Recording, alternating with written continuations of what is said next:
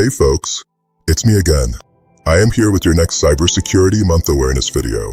When I ordered this drink, the bartender asked me to scan a QR code. That's when I thought I should chat about a new threat, and it's called Quishing, a sophisticated form of phishing that leverages the seemingly innocuous QR code.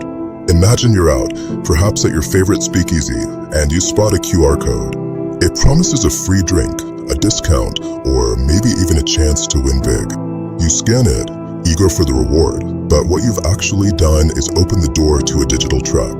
Quishing attacks are designed to steal your personal information, your login credentials, or even install malware on your device. They exploit our trust in QR codes, which have become ubiquitous in our daily lives, from menus to payment systems. These malicious QR codes can be placed anywhere, on public posters, fake invoices, or even disguised as legitimate business promotions.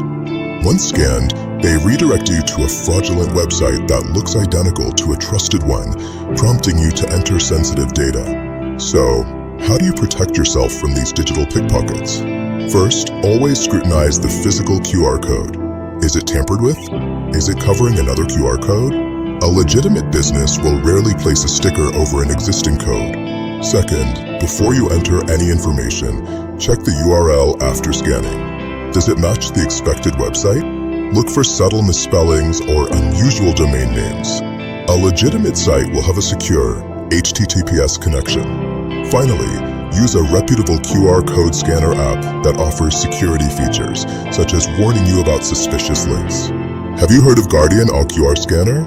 Well, you have heard it now. Go and download it from your app or Play Store.